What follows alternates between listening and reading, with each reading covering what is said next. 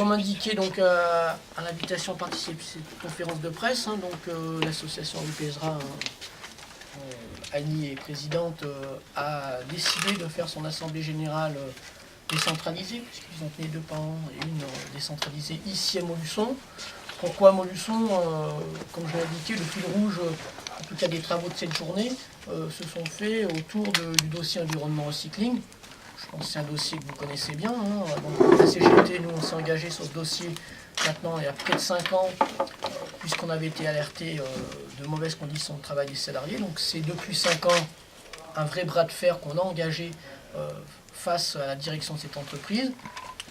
Et chemin faisant, mais très vite, l'association Rupesra nous a soutenus, a apporté ce qui fait un peu la spécificité de l'association, c'est donc cette capacité à réunir en son sein un parterre d'experts, de retour d'expérience, qui nous permet d'avoir, nous, un appui de poids dans ce dossier. Donc les travaux de cet après-midi ont permis de repréciser un petit peu les contours du dossier en lui-même, et puis de dresser des pistes de travail sur des choses qui nous restent à venir, et éventuellement sur des pistes de réflexion, notamment sur le terrain judiciaire. Donc voilà, moi j'en dirai pas plus, puisque c'est pas notre assemblée générale, mais c'est bien l'assemblée générale de l'association Rupesra. Alors, l'association Rupesra, c'est une association qui s'est constituée dans l'objectif de à la fois faire un partage d'expérience entre des collectifs, des associations, des syndicats qui luttent pour la santé en rapport avec le travail et l'environnement, et puis d'apporter un soutien avec les ressources de l'association à ces différentes luttes. Alors, dans l'association, vous avez effectivement, d'abord, elle est constituée d'associations et collectifs, donc un réseau en quelque sorte, mais il y a aussi des scientifiques, des médecins, des juristes, des avocats, des journalistes d'investigation et je dirais qu'on met toutes ces ressources ensemble pour mener les actions qui sont nécessaires dans les différents dossiers. Alors pourquoi est-ce qu'on s'est impliqué dans ce travail que nous faisons par rapport à l'association, par rapport à la situation de l'entreprise Environnement Recycling? Parce que très clairement la question de la santé est cruciale dans une situation où ce qui a été privilégié à la fois du point de vue des employeurs, mais aussi malheureusement des pouvoirs publics, c'est à partir du moment où il y a de l'emploi, tout va bien. Et de notre point de vue, il est clair que, bien sûr, il faut soutenir la possibilité de création d'emplois, mais d'un emploi qui ne tue pas, qui ne rend pas malade, et où des salariés ne mettent pas en danger leur propre santé, et parfois même celle de leur famille.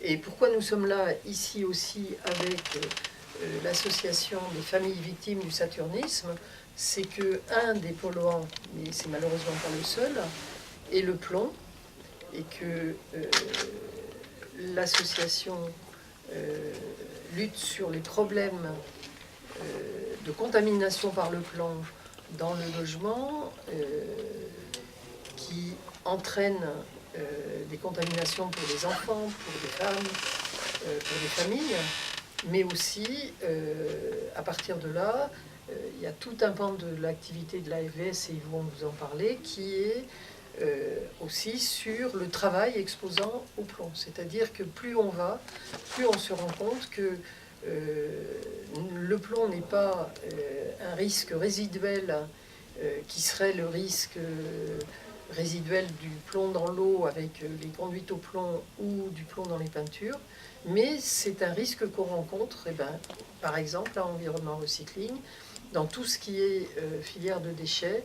Et notre travail cet après-midi était pour examiner justement par rapport à la filière déchets qui est bien souvent en plus une filière dans laquelle les travailleurs recrutés sont des travailleurs précaires, sans instance représentative, éventuellement dans des situations de sous-traitance, on se retrouve avec des situations où les salariés sont exposés et sans avoir les moyens d'agir qu'ils auraient dans une entreprise, soit une grande entreprise qui a des institutions traditionnelles, soit des entreprises qui prennent les moyens d'une politique de prévention. Donc, je ne sais pas, sur le plan, Pierre et Patrick, vous pouvez peut-être... Moi, ce que je peux en dire, c'est qu'au niveau des visites, justement, dans les lieux contaminés, j'ai surtout fait beaucoup, en fait, j'en fais moins maintenant pour raison de santé. Mais j'ai fait beaucoup de visites dans les bâtiments, dans les anciens bâtiments, où il y a des peintures au plomb qui se dégradent parce qu'il y a surpopulation, très souvent. C'est des appartements très réduits, c'est parfois une pièce avec 5-6 personnes dedans. Donc c'est assez quand même propice à tous les problèmes avec les dégradations de peinture et aussi d'aération et tout ce que vous voudrez. C'est un peu quand même connexe. Faut lier tout ça. C'est les conditions d'habitat qui font que des enfants tombent malades, les peintures se dégradent, ils touchent les murs, ils les portent sur leur bouche, parce que c'est un goût un peu sucré.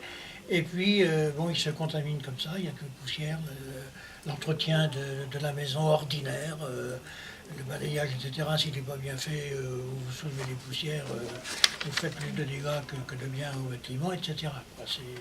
Alors ça, moi j'en ai fait beaucoup. J'ai été aussi à La Réunion et puis à Dakar.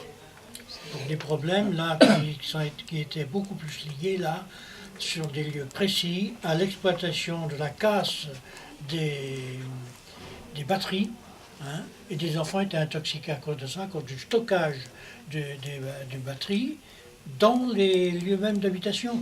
Donc ils gardaient ça chez eux, et puis il y avait quelqu'un qui passait, surtout au Sénégal, il y avait quelqu'un qui passait, enfin une entreprise bien sûr, qui passait pour ramasser le plomb, il l'avait stocké là, puis là il y a eu des enfants qui sont morts. Hein. Il y a eu, bon, après toute une suite, disons, de travaux pour décontaminer une partie du terrain, mais c'est loin d'être complètement contaminé, d'autant plus que c'est des terrains inondables. Ça n'arrange rien. Voilà. Alors là, on peut peut-être faire d'ailleurs la comparaison entre les deux situations, c'est-à-dire qu'on est dans des situations de récupération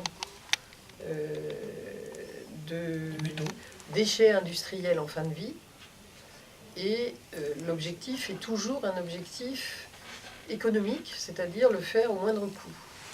Alors, il y a des filières qui aboutissent au Sénégal ou dans d'autres pays d'Afrique ou en Asie, et avec des situations où là, ça intoxique les familles, les enfants qui travaillent, etc. Mais quand on regarde la filière de déchets chez nous, elle aboutit à des entreprises qui recrutent leurs salariés dans des ateliers protégés, c'est-à-dire des handicapés, ou dans des entreprises d'insertion, dans des situations d'emploi aidé, et où du coup la santé apparaît comme le problème complètement sacrifié. Et pourquoi est-ce que dans une entreprise en France, alors qu'on a les réglementations qu'on a, on trouve des salariés qui ont des plombémies extrêmement élevées. Et le problème, c'est pas de dire, eh ben, il faut envoyer ça, il faut délocaliser et envoyer ça faire en Afrique. C'est que, quelle que soit la filière déchets, et il y a un certain nombre de filières maintenant sur lesquelles il y a un travail international pour obtenir que les réglementations qui devraient être appliquées sont celles des salariés en CDI. Pourquoi est-ce que vous pensez qu'actuellement on dit qu'il faut flexibiliser? C'est quand même le mot-clé actuel. Flexibiliser, c'est quoi? C'est en premier lieu, remettre en cause la responsabilité des industriels et des employeurs sur notamment les risques. Et lorsqu'on voit la situation dans une entreprise comme Environnement Recycling, il y a une vraie interrogation sur ce que veut dire la mise en application d'une réglementation qui interdit toute mise en danger de la santé des salariés. Aujourd'hui, dans la réunion, cet après-midi, on a entendu, et moi je ne le savais pas, que les travailleurs travaillaient éventuellement avec des tenues qui leur étaient fournies par l'entreprise, pas toujours, mais que un certain nombre d'entre eux n'avaient pas de tenue fournie par l'entreprise et qu'ils rentraient chez eux avec des vêtements contaminés avec les poussières métalliques des quelques 28 polluants qui ont été identifiés, dont le plomb. Et ça rejoint donc complètement la problématique de l'association des familles victimes du saturnisme, c'est-à-dire à partir de là, comment est-ce qu'au niveau santé publique, on se donne les moyens d'empêcher la contamination non seulement des travailleurs, mais de leur famille. On revient à quelque chose qui avait été quand même, qui a fait scandale au moment de l'amiante, quand on s'en est rendu compte, c'est que combien de travailleurs de l'amiante sont rentrés avec des bleus de travail qui étaient lavés par leur compagne, les enfants étaient contaminés parce que le père rentrait et contaminait la famille. Une entreprise en 2017 qui est chargée du recyclage, entre guillemets, parce que qu'est-ce que c'est que le recyclage à ce moment-là, qui consiste à broyer des tubes cathodiques dans les conditions qui nous ont été décrites par les salariés eux-mêmes tout à l'heure, et qui en arrive, on revient à des formes de contamination familiale qui ont été celles, je dirais, des années 40, 50, 60, c'est-à-dire du siècle dernier. Et donc, on est arrivé à ce scandale de l'amiante des années 90.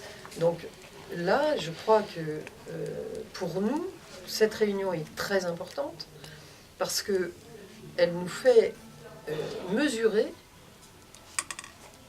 la nécessité de travailler et de travailler y compris au plan judiciaire pour que cesse cette mise en danger de la vie d'autrui pour les salariés comme pour tous ceux qui sont impactés par cette situation. Il y a des familles de riverains qui sont inquiètes de la pollution environnementale qu'ils subissent à travers ça. Donc, pour nous, ce dossier est très important et on a cette possibilité, du coup, de croiser l'expérience d'associations qui sont plus centrées sur la contamination familiale, plus centrées sur la contamination environnementale, plus centrées sur la contamination professionnelle. Mais la santé des travailleurs, c'est la sentinelle de la santé publique parce que à partir de la santé de ces travailleurs d'Environnement Recycling, on s'aperçoit qu'il y a un impact qui va bien au-delà et que heureusement qu'ils ont alerté parce que, je dirais, de tout ça, on ne saurait rien aujourd'hui autrement. Une question. Dans cette définition que vous avez faite, vous considérez le rôle de l'association Henri Pézra. Quel est son rôle exactement? Est-ce que c'est un rôle d'alerte, un rôle qui va consister à mettre les affaires sur la place, c'est-à-dire dire la vérité? Comment vous considérez ce rôle? Ça, c'est ma première question. Et puis la deuxième, elle touche essentiellement à l'actualité, puisqu'on sait qu'il y a eu une mise en examen, notamment au niveau de la CGT, d'un militant qui, pour un tract et pour une vidéo qui est parue sur Internet. Est-ce que vous ne considérez pas qu'au travers de ces attaques, ou en tout cas de ces mises en cause, il y a un risque, notamment pour des personnes, de s'exprimer sur ces affaires? Et donc, est-ce que ça ne va pas vous conduire à minimiser, à en tout cas comment dirais-je, mesurer vos propos, parce que on a l'impression que la parole est un peu censurée dans certains cas. Qu'est-ce que vous pensez de tout ça? Alors, sur le premier aspect, l'association a, je dirais, un rôle, bien sûr pour briser la visibilité, mais aussi pour agir aux côtés des collectifs ST en justice, au civil quand il s'agit de procédures civiles, pour soutenir des procédures de reconnaissance en maladie professionnelle dans un certain nombre de cas, mais aussi pour aller au pénal. Et ça rejoint pour aller au pénal, c'est-à-dire se porter partie civile aux côtés de soit de syndicats, soit d'associations qui, je pense à un procès pour lequel la Cour de cassation vient de rendre un avis très important pour la mise en danger d'autrui. C'est une procédure qui a été engagée suite à un PV d'inspection du travail en Corse pour une intervention en terrain amiantifère de la part de Vinci.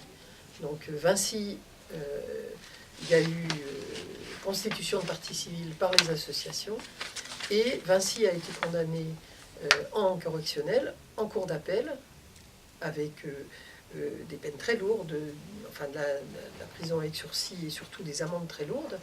Et la Cour de cassation a donné raison à la Cour d'appel et on a fait un arrêt de doctrine, c'est-à-dire que pour toute autre situation qui va ressembler à celle-là, nous aurons une jurisprudence sur laquelle nous appuyer pour justement intervenir par rapport à la mise en danger d'autrui. Et je pense que par rapport à d'éventuelles actions aux côtés de la CGT pour mise en danger d'autrui, il est tout à fait possible et probable que l'association Henri Pézra se portera partie civile. Et le deuxième aspect, c'est par rapport à cette question de la diffamation. Moi, personnellement, j'ai participé à cette conférence de presse qui a été mise en cause et je suis, d'une part, je demanderai à être entendue comme témoin parce que j'ai été témoin de ce qui... Je suis témoin de ce qui se passe au travers de toutes les réunions qu'on a pu faire.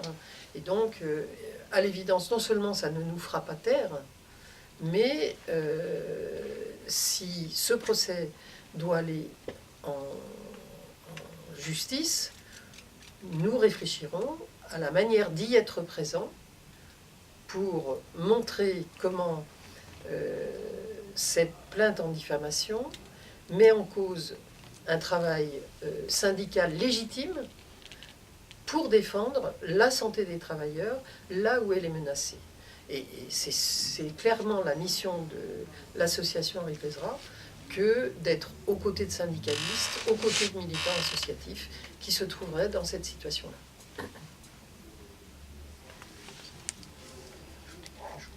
Patrick ? Oui, non, je voulais dire, c'est... D'abord, vous trouverez sur notre site, on a fait une brochure sur comment faire les travaux par rapport au plan, sans risque d'intoxication, ni des travailleurs, ni de l'environnement, ni des familles. Notre site, c'est www.afvs.net.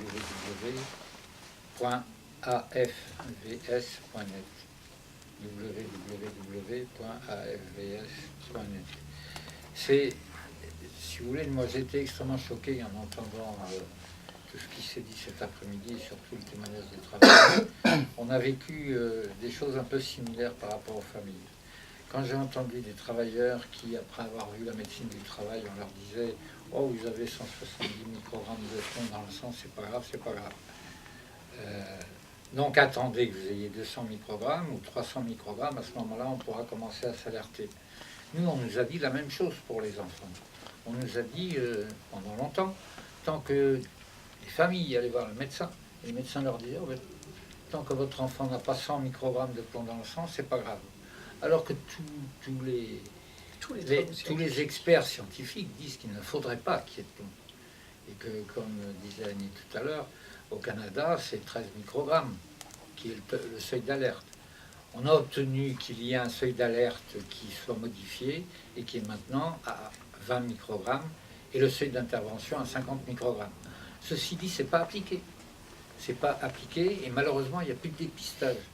Et quand j'ai entendu ce que disaient les familles, c'est que les gens revenaient avec leur tunique, moi j'insiste beaucoup là-dessus, avec leur tunique de travail, alors que le droit du travail prévoit explicitement que les travailleurs ne doivent pas rentrer avec leur tunique. Ils doivent les laisser dans l'entreprise. Ils doivent passer une douche avant de partir de l'entreprise. Que tout ça n'existe pas. On est vraiment... Enfin, c'est criminel, mais pas seulement pour les travailleurs eux-mêmes, c'est criminel pour leur famille. Parce qu'on sait, et nous on a des familles, des gamins qui ont été intoxiqués, parce que des parents arrivaient, le père arrivait tous les soirs, il embrassait ses enfants, et les enfants ont été intoxiqués par le travail des parents. Et sur le site de l'INRS, sur le site du ministère, bon, c'est clairement dit, c'est explicite. Le droit, il est clair. Et comment se fait-il qu'on continue à faire travailler? Parce que ce sont des travailleurs en situation de précarité, des travailleurs dans des conditions pareilles. Alors c'est vrai que c'est le 19e siècle, hein, on a l'impression que c'est le 19e siècle. Ceci dit, nous, on a la même chose sur l'éradication du plomb dans les vieux logements. Où en fait, on a été amené régulièrement à faire arrêter les travaux. Moi, je me souviens, alors ça date, la mairie de Paris et le pacte de Paris avaient fait des travaux dans un immeuble qui appartenait à la mairie de Paris, soi-disant site occupé. Là, les travailleurs, ils étaient en scaphandre. Malheureusement, les enfants, ils étaient dans les escaliers et ils ont été intoxiqués massivement dans cet immeuble. On a porté plainte. Il y a eu non-lieu parce qu'on nous a expliqué que la réglementation applicable à l'époque avait été appliquée. Donc il y a eu non-lieu, alors qu'il y a eu de très graves intoxications. Ceci dit, ils ont eu très peur. Et je pense que les plaintes ont un rôle qui n'est pas négligeable, parce que ça a provoqué quand même une modification législative et réglementaire, parce que, bon, je crois que beaucoup ont eu peur, y compris les pouvoirs publics. Et donc, je pense que les procédures qu'on engage sont très utiles. Nous, on engage des procédures devant la commission d'indemnisation des victimes d'infraction pour les enfants qui sont intoxiqués. Et on gagne. C'est le cabinet Tessonnière, François Lafort, qui est l'artisan de ces procédures. On a obtenu des indemnisations qui sont notables. Curieusement, d'ailleurs, quelquefois la veille de la procédure, enfin de l'audience, les familles sont relogées, alors que ça fait 10 ans, 15 ans qu'elles attendent un relogement. Elles sont relogées et l'avocat vient plaider en disant mais les familles sont relogées. Elles ont été relogées ou ils ont une promesse de relogement la veille de l'audience. Bon. Ceci dit, je crois que les procédures font avancer le droit puisqu'on n'obtient pas autre chose autrement. Et donc notre association, c'est vrai qu'on multiplie les procédures d'indemnisation pour les enfants, ce qui ne compense pas le manque à gagner pour un enfant qui est intoxiqué avant, dont les séquelles sont irréversibles, qui ne va plus pouvoir vraiment marcher à l'école, certains d'entre eux. On a des gamins qui ne parlent plus, parce qu'ils ont été intoxiqués au plomb. Et donc, et tout ça, on pourrait tout à fait l'empêcher s'il y avait une politique, vraiment, une volonté politique d'éviter que ça continue. De prévention. Une politique de prévention. Et la politique de prévention, malheureusement, elle est en panne. Elle est en panne. Et donc, l'intérêt de réunions comme celle-ci, l'intérêt d'être avec vous, c'est de dire que le problème, non seulement il n'est pas derrière, mais il est devant. Il est devant, parce qu'on va avoir des gamins qui vont être intoxiqués à vie, on va avoir des travailleurs qui vont être intoxiqués parce que les séquelles sont irréversibles, qui vont peut-être avoir un cancer. Si c'est des femmes, elles vont intoxiquer leurs enfants. Et ça, c'est des problèmes qui sont... enfin, si on voulait, on pourrait l'éviter. Et donc, ce qui se passe... Hein, qui sont évitables. Qui sont évitables. On peut l'éviter. Bien sûr. Et on peut l'éviter simplement si on applique le droit. Et donc, ce qui se passe ici, moi, j'ai été quand même très bouleversé d'entendre ce que... Moi, j'ai parlé avec certains travailleurs qui ont travaillé là. c'est effrayant de voir les images, de voir la poussière, l'empoussièrement, de voir que des bestioles, des oiseaux qui sont rentrés dans les locaux sont morts, que les arbres autour ne poussent plus. Ça me rappelle une usine de produits chimiques à Ivry, en région parisienne, où on avait constaté la même chose. Alors pour éviter que les arbres ne meurent, on avait fermé les fenêtres pour que les poussières toxiques ne partent pas à l'extérieur. C'est ça qu'on va faire pour que les gens s'intoxiquent. Et ça, c'était il y a 30 ans, 40 ans. Finalement, on continue. Il faut arrêter le massacre. Je voudrais insister sur les pathologies du plomb, parce que je crois que c'est important de le redire. C'est pas seulement ce qui était connu, le saturnisme, colique de plomb avec de très fortes expositions. C'est à très faible dose des atteintes neurologiques, des cancers et des atteintes à la reproduction. Et des atteintes à la reproduction, non seulement lorsqu'il y a une grossesse et que la mère intoxique l'enfant au travers de la grossesse elle-même, quand elle a du plomb circulant dans le sang, mais c'est aussi des atteintes reproductives masculines au niveau des spermatozoïdes. Ce qui veut dire que c'est un toxique qui peut être assimilé à ce que sont les perturbateurs endocriniens, c'est-à-dire avec des atteintes à très très faible dose. Et évidemment, on n'ira jamais rechercher l'intoxication. On ira peut-être rechercher l'intoxication du père, de la mère. On ira peut-être rechercher l'intoxication du père au travers de bleus de travail qui reviennent à la maison. Mais on n'ira pas rechercher l'intoxication du père au travers d'une imprégnation. Et il faut savoir que le plomb se stocke dans les os et que, à la faveur d'un amaigrissement, d'un problème d'ostéoporose ou autre, de décalcification, le plomb redevient circulant et qu'il peut y avoir réintoxication parce qu'à partir du moment où il est dans le sang, eh bien, c'est là où on a où les problèmes pathologiques se posent. Donc, quelqu'un qui a été intoxiqué au plomb, c'est pas parce que sa plombémie est revenue à un niveau, je pense, à un des travailleurs qui est là, qui a eu une plombémie très élevée, qui est revenu à un niveau entre 20 et 30 microgrammes. Mais que s'est-il passé pour le plomb qu'il avait? Le plus probable, c'est qu'il est stocké quelque part dans les os, dans son organisme, et que pour une raison ou pour une autre, il se casse un bras, il fait un peu de décalcification, et il refait des épisodes de plombémie élevée qui peuvent conduire à des atteintes neurologiques, qui peuvent conduire à des cancers. Ça, c'est expliqué sur notre site. On a deux brochures, une sur les travaux et une qui explique là. Et si vous avez la possibilité, venez voir le film, ça vous donnera... Donc juste nous, en tout cas sur le dossier environnement recycling, les travaux de cet après-midi, bien entendu, qui nous sont largement utiles, puisque à travers l'expertise justement de chercheurs, les témoignages d'autres combats similaires aux nôtres, ne font que renforcer notre détermination à aller jusqu'au bout de ce dossier-là, et en aucun cas les menaces qui peuvent peser sur certains militants sur la diffamation vont nous faire taire, bien au contraire. On a bien l'intention de saisir toutes les opportunités pour parler de ce dossier sur le fond et pas se laisser enfumer sur un ou deux termes que nous aurions employés et qui pourraient être dits diffamatoires. On ira au fond sur ce dossier et donc on est plus que déterminés. Et l'aide de l'association Henri Pézra est vraiment un soutien essentiel dans notre bataille. On ira jusqu'au bout. Cet après-midi, il y avait des salariés ou ex-salariés qui étaient présents. Ex-salariés. Ex-salariés. On avait des riverains. Ex-salariés, d'accord. Salariés et riverains. On avait même médecin du travail interentreprise qui suit les salariés d'entreprise qui a témoigné cet après-midi dans la salle.